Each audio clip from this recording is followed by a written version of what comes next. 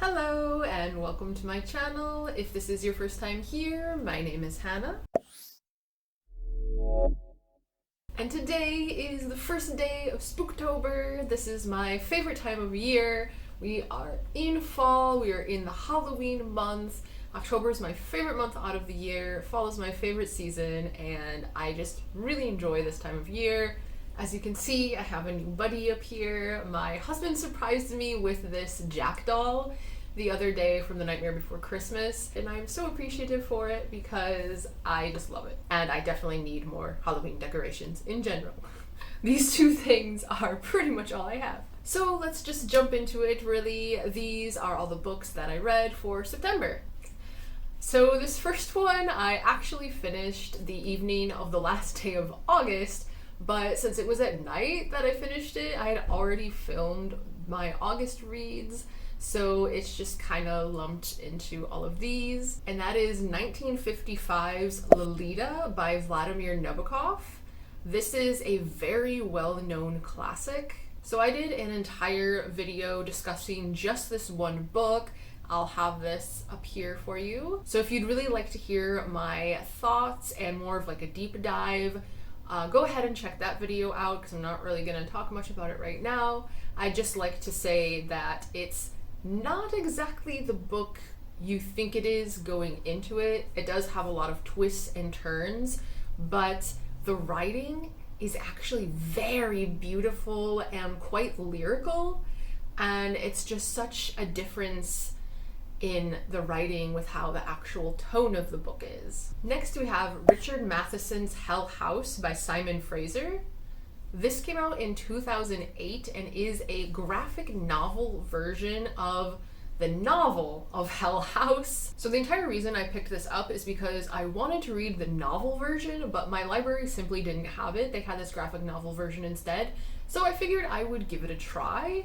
Because, I mean, it's gonna be, or at least it should be, pretty similar to the book, so I thought it'd be kind of like a nice sneak peek into what I would be getting into with the novel. It's essentially about a small group of people who are hired by this rich, dying man to spend several days in this mansion known as Hell House to prove that it's actually haunted. This premise, I mean, it's pretty common, and it's what I love in haunted house stories. Like this, everyone is isolated, like they have to stay there, and they're there to prove a point. Well, this essentially just ended up being about a horny, deranged ghost, which means there's a lot of nudity and sexual assault in this, and with it being a graphic novel, that just felt a bit weird. Especially since I'm really not into the sexual side of horror, and I'm just not a fan of like the female characters pretty much just being there for like sexual assault situations. The pacing was okay, but then like the last 30 pages, it just zooms through the climax of the story to where I didn't quite understand what happened. Like, how did they solve the problem? I don't really know. It didn't make a lot of sense to me. And I just feel like there was so much time spent on some unnecessary scenes and all this other stuff that they just kind of skipped over the ending a bit. It was just quite strange. I did only give this 2 stars, but I would still like to try the novel so I can compare the two, and maybe I'll warm up to this a bit more in novel form instead of graphic novel form. Not quite sure.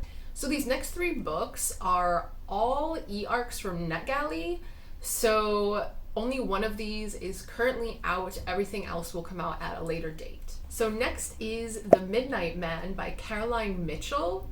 This comes out October 13th of this year, and this is a crime thriller. So this story centers around 5 girls who go to this old abandoned manor called Black Hall Manor to play this like local legend type of game called the Midnight Game.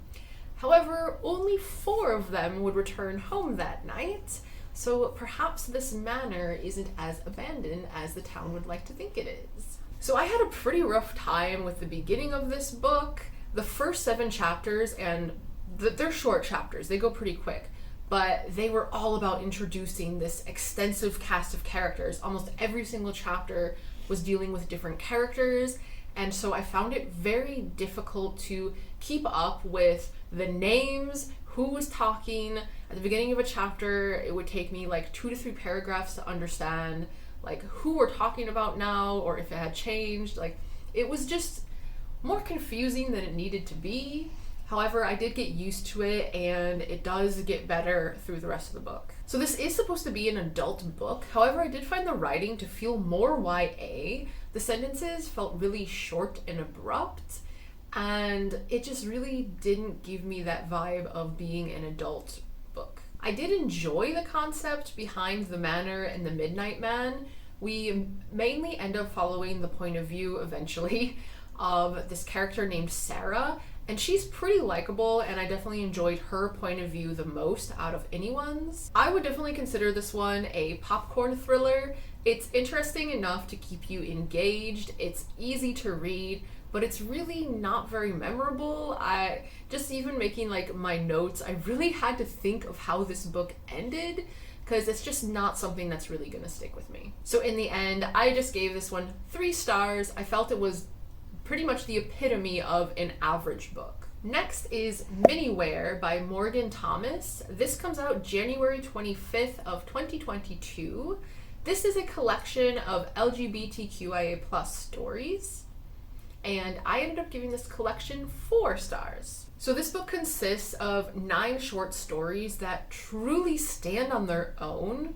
Each character is from like a different walk of life. They're all very unique and individual. None of the main characters fit into a stereotype of a normal life. It also starts off quite strong, as the first 3 stories are my favorite, but don't expect solid conclusions. We're just seeing little snippets into the journey of their lives. We see little snippets of like their pain and things like that. However, I did find this quite effective, as we can kind of insert our own journeys and stories into these characters and kind of determine our own endings. I definitely recommend this to anyone whose future has ever felt unclear or like they didn't know themselves. And we are already to the final book. I didn't quite read a lot this month. It's mostly e-arcs and story collections on top of that.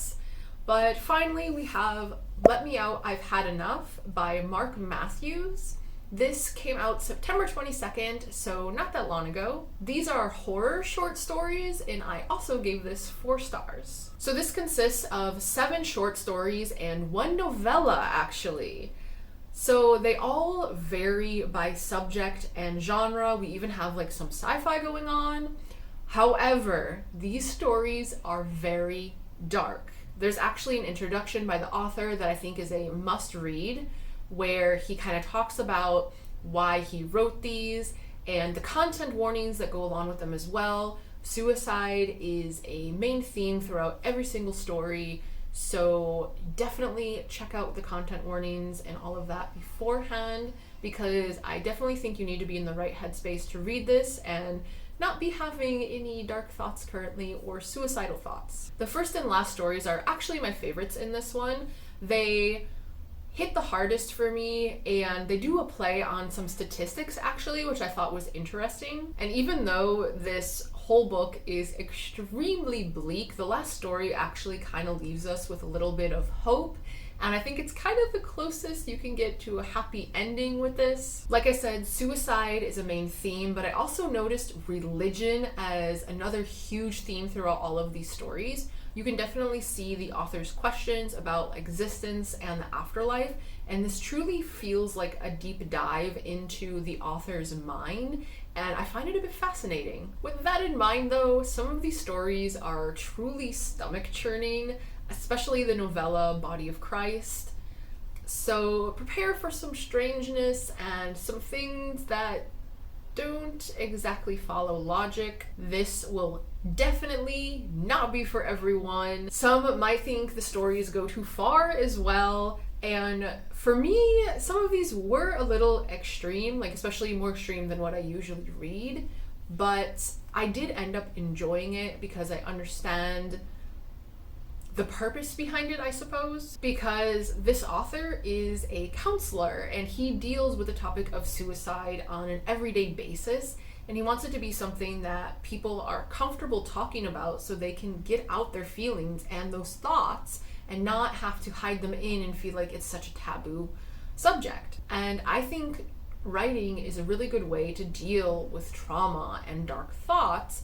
And so I really feel like this whole collection is very personal, and especially the fact that he chose to share it with the public. So I think if you go into this more with that mindset and understanding that this is kind of a way to get out trauma and emotion and talk about a really dark subject, then I think you can definitely enjoy this and see the purpose behind it better. With that being said though, there were one or two stories where I was just like, not for me.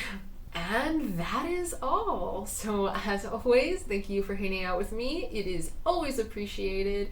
And until next time, enjoy October and bonne journée and au revoir.